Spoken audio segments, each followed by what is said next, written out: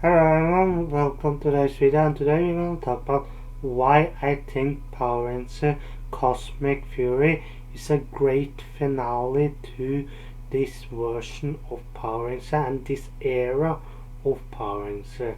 We all know that Power Ranger is going to get rebooted after Cosmic Fury, and so the fact that I have already watched Cosmic Fury, I think it's a great finale, and I think when you all see it, you all will agree.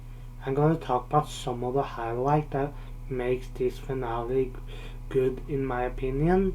It's not perfect, but it's decent. And with that out of the way, let's get started.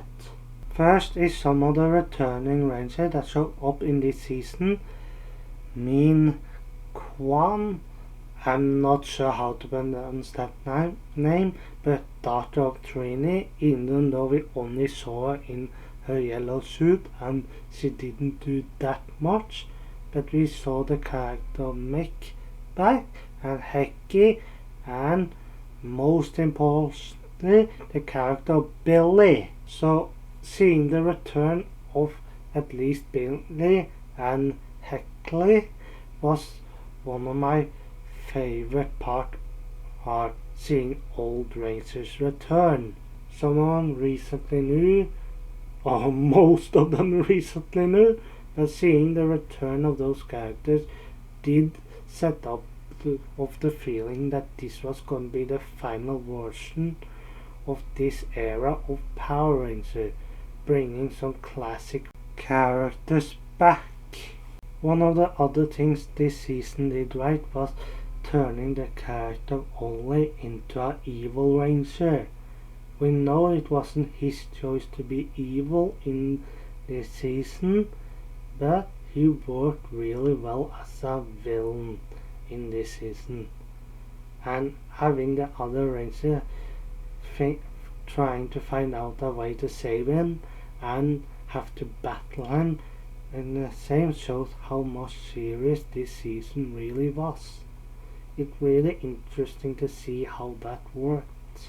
It also helped that in Dino Fury Season 2 he was turned into a villain for one episode, and I think the character worked well as a villain until it lasted.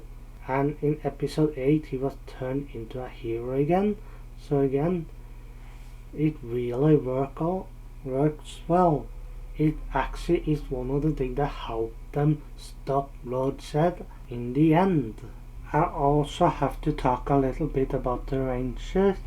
Turning Fern into an Orange Ranger was brilliant. Giving Saito a role like he had in this season, where he can actually die if he uses too much of the magic, is also a really clever move. It set up a level of danger, but when it comes to it, you see what's really happening, and he's turning into a morphing master. His arc in this season was a great arc in my opinion. He really is that type of character that will do anything to do what's right, to really work for the better of all. And as for the character of Jave, aka the Black Ranger, we actually do feel for him when he loses his arm in this season. It's a really emotional damage when you lose a limb. It's psychological damage, it's physical damage, and it takes some time to get used to. And it did take time for him to get used to his new arm. And Amelia turning her into the Red Ranger, that was brilliant.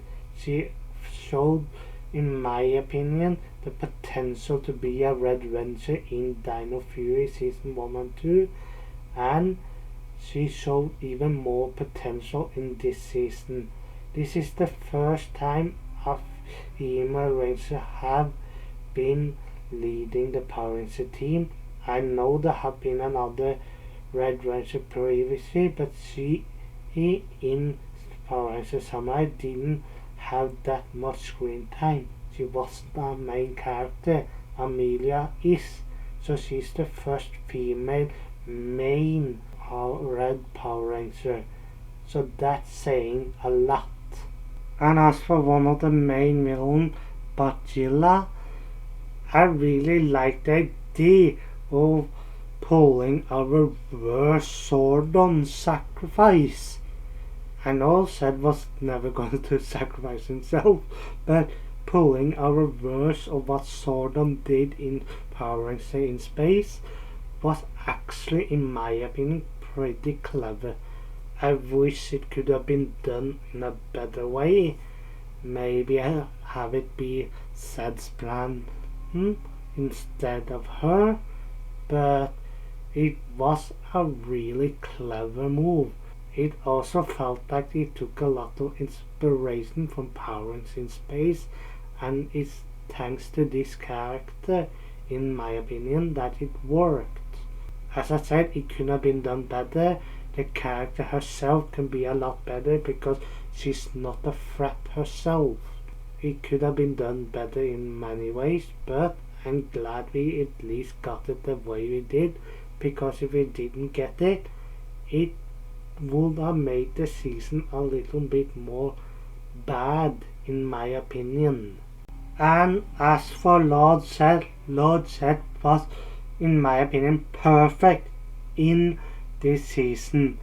This season again reminds us of why Lord Zed is the best villain of Power Rangers, and I know that there's a lot of people that doesn't fully agree on that. Someone will say maybe King Mondo, maybe someone will say Astronomer, but my opinion, it's Lord Zed.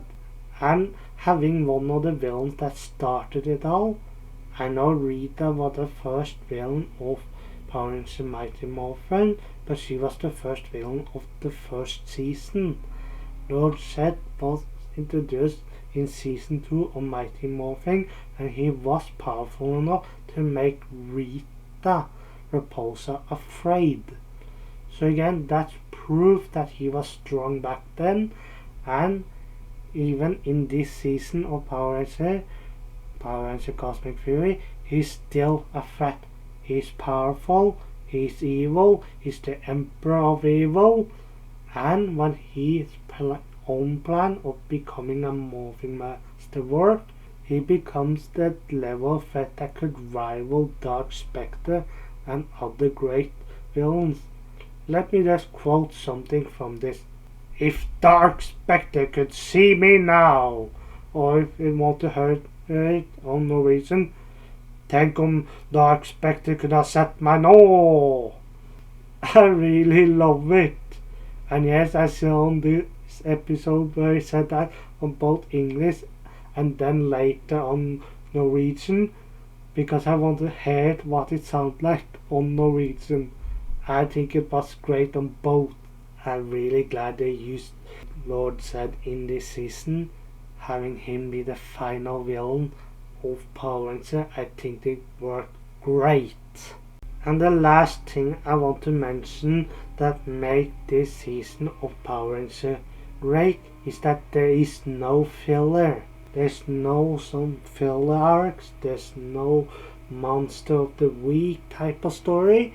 It's straight out Power Rangers Cosmic Fury. It follows a narrative and it doesn't waste time with some plot points or some side stories. It's focusing on this story and it doesn't want to waste your time.